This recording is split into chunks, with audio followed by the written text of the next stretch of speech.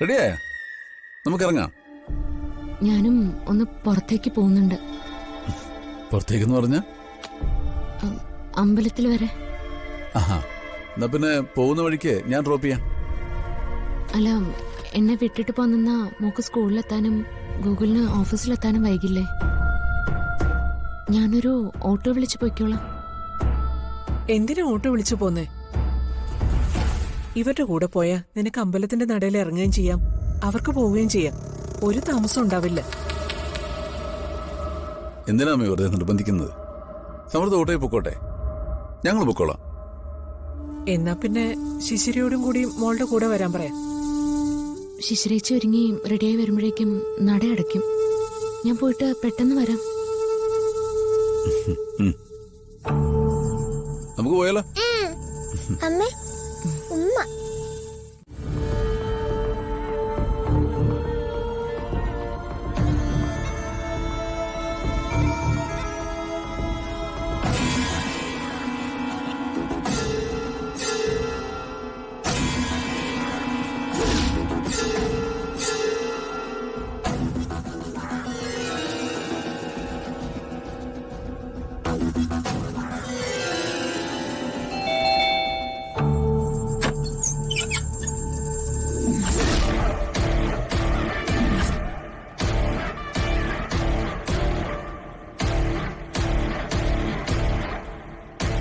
വണക്കം മേഡം.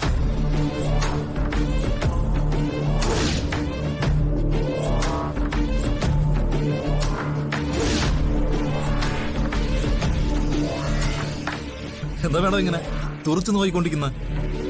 ഞാൻ പ്രേതമൊന്നുമല്ല. വേണമെങ്കിൽ തൊട്ടുനോക്കാം. അതല്ല രാജീവ്, ഇത്ര പെട്ടെന്ന്, അതും ഈ ഒരു വേഷത്തിൽ.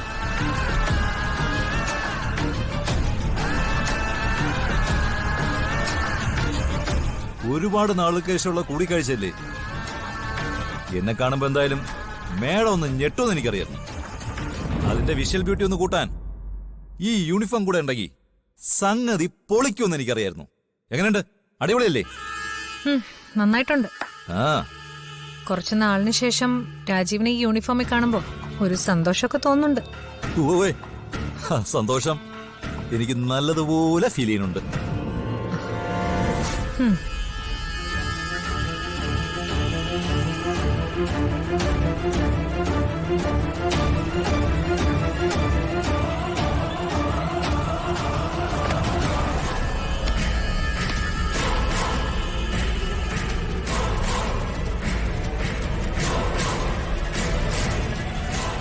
രാജീവ് വീണ്ടും ജോയിൻ ചെയ്തോ?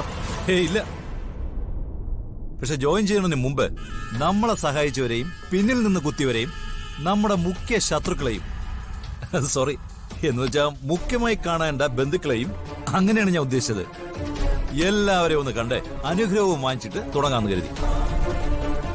എനിക്കൊന്ന് കാണാൻ ഏറ്റവും പ്രധാനപ്പെട്ട ആള് അവന്തിക മേഡമല്ലേ? അതുകൊണ്ട് തന്നെ ആദ്യം അവന്തിക മേഡത്തിന്റെ അനുഗ്രഹവും വാങ്ങിച്ചിട്ട് തുടങ്ങാന്ന് കരുതി. ഞാനിപ്പോഴും രാജീവിന് വേണ്ടി പ്രാർത്ഥിക്കാറുണ്ട്.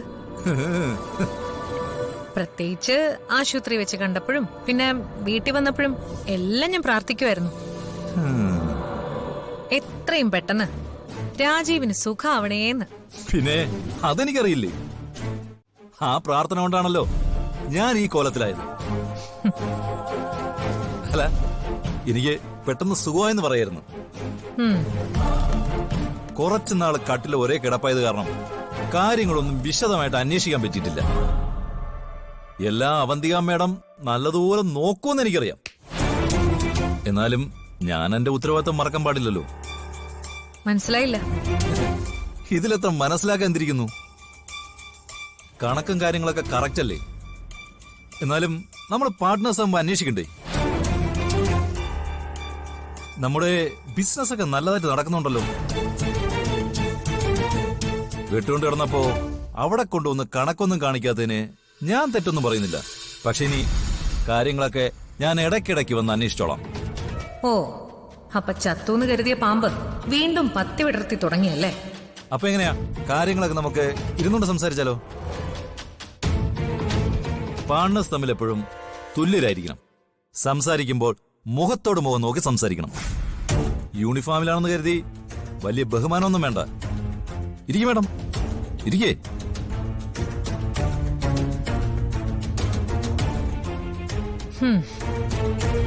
എന്താണ് രാജീവിന്റെ വരവിന്റെ ഉദ്ദേശം? നമ്മൾ തമ്മില് വേറേഞ്ചിലെ കൊടുക്കൽ വാങ്ങലുണ്ടല്ലോ, അതൊക്കെ മറന്നോ? എന്ത് കൊടുക്കൽ വാങ്ങൽ? എനിക്ക് നിങ്ങളുമായിട്ട് യാതൊരു ഇടപാടും ഇല്ല. വല്ല വർക്ക്ഷോപ്പിലും കൊണ്ടുപോയി രാജീവിന്റെ തലയൊന്ന് റിപ്പയർ ചെയ്യാൻ നോക്ക്. അപ്പോ ചെറുതായിട്ടൊരു വെളിച്ചം വരും. അത് കൊള്ളാം. അപ്പോ എന്റെ കാര്യം മറന്നോ? ഒരു 45% എന്റെ പേരിൽ എഴുതുന്ന ആ ഷെയർ അഗ്രിമെന്റ്, അതൊന്നും അവന്തിക മേഡത്തിന് ഓർമ്മയില്ലേ? അന്ന് ഞാൻ ഇവിടെ നിന്ന് പോകുന്ന വഴിക്കാ എനിക്ക് വെട്ടുകൊണ്ട് ഞാൻ ആശുപത്രിയിലാവുന്നത്. അവന്മാരുടെ പണി നല്ല ഉഗ്രം പണിയായിരുന്നു. ഇത്രയും നാൾ എന്നെ കിടത്താൻ പറ്റിയില്ലേ?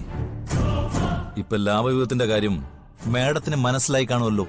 ഓ, അതാണോ കാര്യം? ആ, ലാഭവിഹിതം നേരിട്ട് വാങ്ങാൻ വന്നതായിരിക്കും.